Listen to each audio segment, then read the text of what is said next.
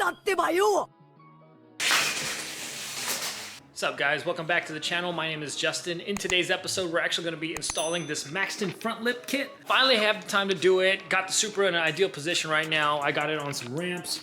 And yeah, we'll go ahead and unbox it and I'll show you what it looks like.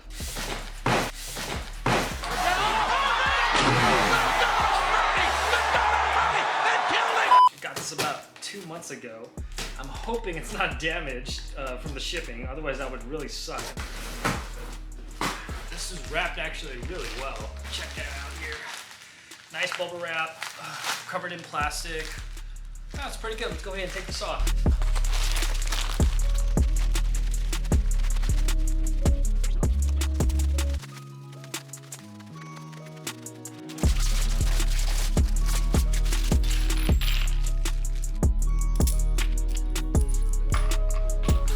Alright guys, so this is the Street Pro front splitter for the A90 Supra. I had purchased this online on Maxton's actual website. It looks like it's pretty good quality. I like that all the holes are already pre-drilled on this specific model. My only gripe with this is that it actually did not come with any instructions, but again, on the website it says that they highly encourage professional installation, which we are not. And so we're just gonna have to try to figure this out. So after I got done unboxing everything, I essentially just laid everything out here, the washers on the bolts, and organized everything as best as I could. I figured out that these are actually 8mm bolts and nuts. This doesn't look like it's gonna directly bolt to the factory holes in the bumper of the Supra. Maxton does provide a couple of lip kits that will do that. This is not one of those. So as you'll see here, there is actually 3 bolts. 1, 2, 3 right here in the center. And on the front of our lip, there's actually a place for 4. 1, 2, 3, 4. We're gonna have to do some drilling into the bumper. Not my favorite thing. We're gonna have to figure out what sizes we're gonna go with. But in the meantime, we got everything all laid out. Let me get my drill bit all set up and then we'll do some mock fitting.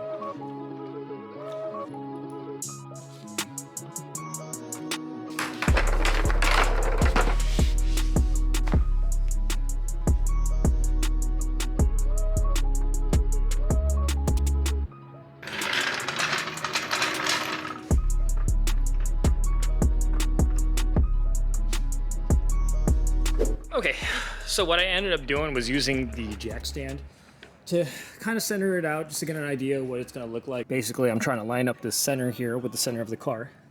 This is gonna push up against that plastic piece. Same thing over on this side. I suspect there's gonna be a lot of trial and error with this. First thing we're gonna do is take off the bolts from underneath the stock bumper. You are gonna use a T30 and a 8mm socket to get a majority of the bolts out.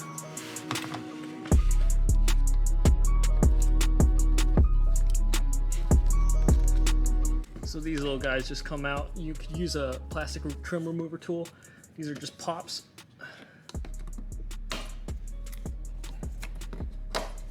So much easier with this little guy. There should be 3 on each side.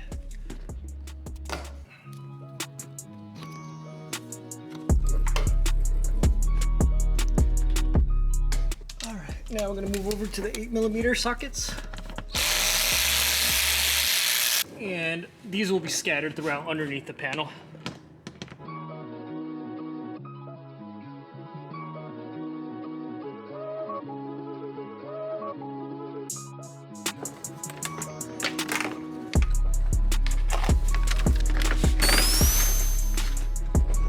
One more. You guys don't need me to remind you, but keep these bolts in place. Keep them somewhere where you won't forget. Right here, I have them laid out on my little creeper. And these panels come out in pieces of 3. All right, now looking underneath the car, looks like we did have some scrape action. As you can see here, I mean, the car is already pretty low the way it is, so this is inevitable. That was bound to happen eventually. This side, yep, just as bad. But the funny thing is you can't really even tell from the front, especially when you're on the top looking down. So what I'm gonna do right now is I'm gonna clean it with wax, tar, degreaser, alcohol, isopropyl alcohol. You guys know the drill. Just get a clean surface, and then we'll see if we can test fit the areas where we need to do some drilling.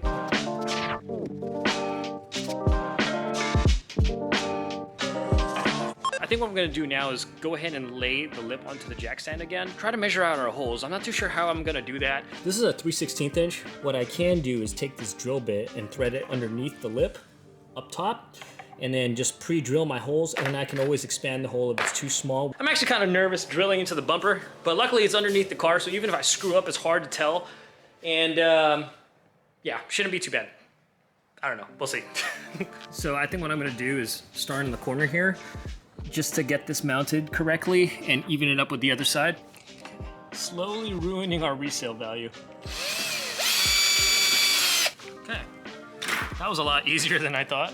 Now we gotta unthread our guide bolts, or unthread the shroud again, because we gotta bolt it through underneath and the shroud's covering it. Now we gotta make it bigger for the screw to actually fit through.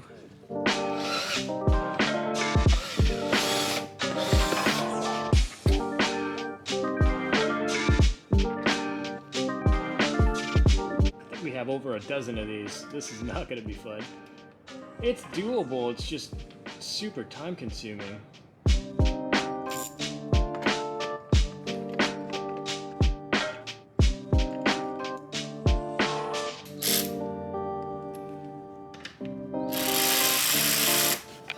There's actually a little Michelin Man right on that tire. I never knew that.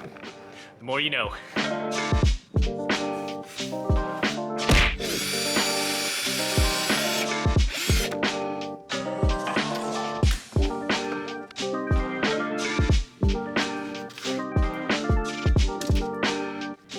My neck hurts.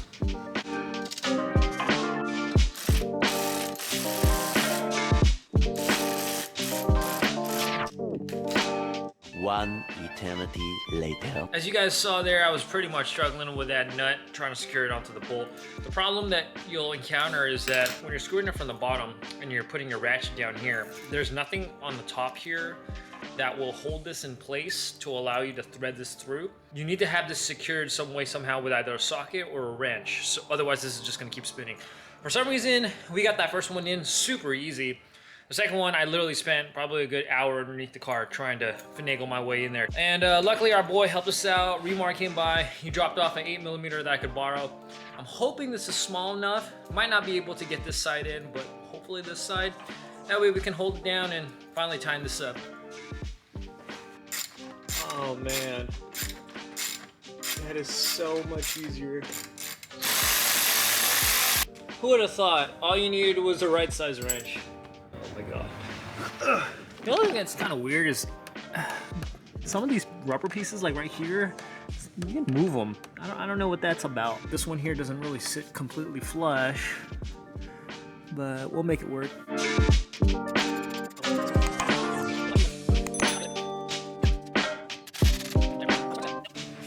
Ah, my neck hurts.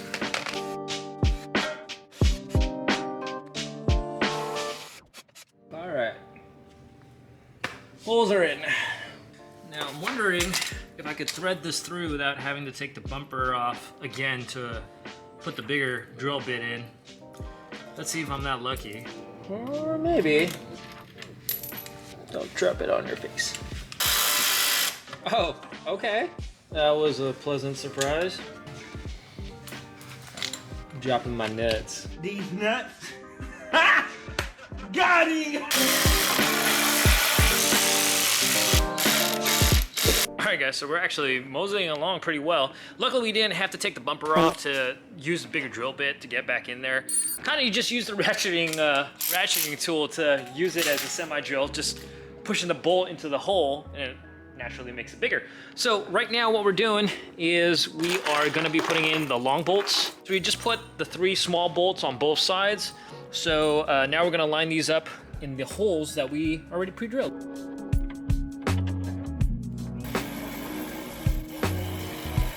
Man, duct tape is coming in clutch right now.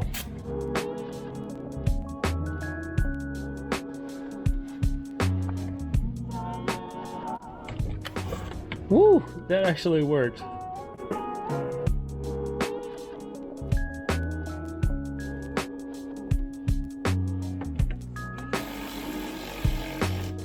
Wow. Amazing. Simply sensational.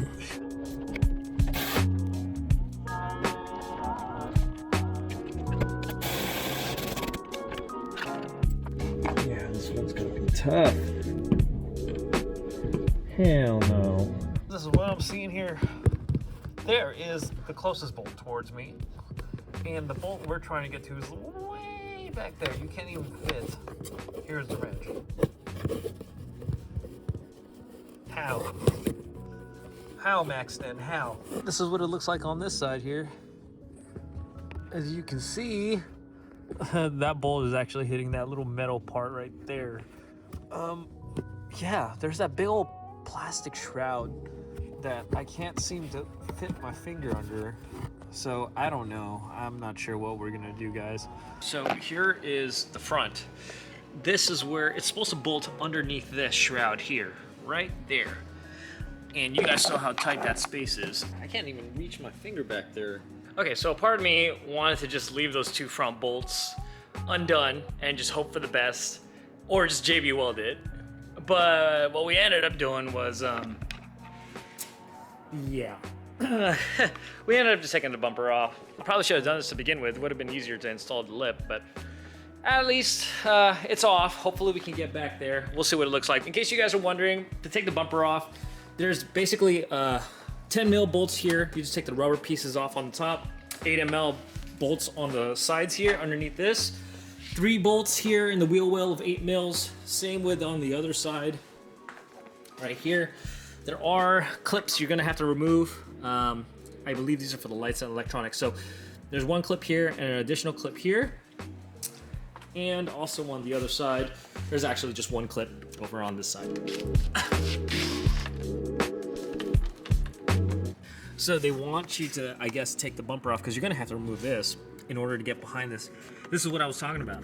There's no way a wrench is supposed to make its way back there. Nope. We're just gonna take that trim piece off. Hopefully it's just a couple of clips. All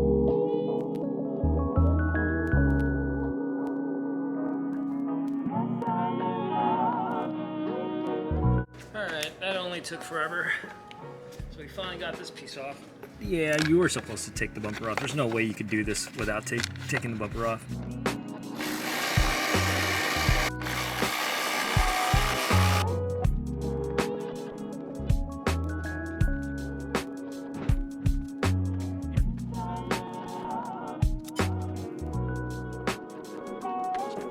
The front lip bolt is hitting into the metal frame, so I have to back the bolt out and reinstall the bolt once we get the bumper back on.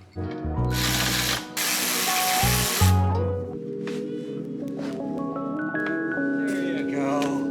Oh my God.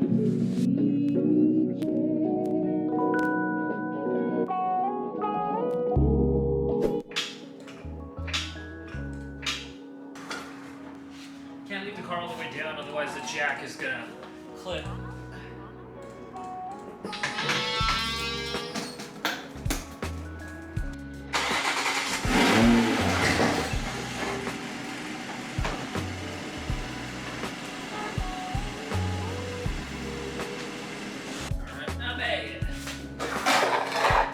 Alright guys, so it's been a couple of days after filming, and I just figured I'd show you the finished result, obviously in the daytime. Alright, this is what it looks like. Looks pretty good. And I love that the front grille is all blacked out. I think it just looks awesome that way. Pretty much got it all evened out, as you can see here.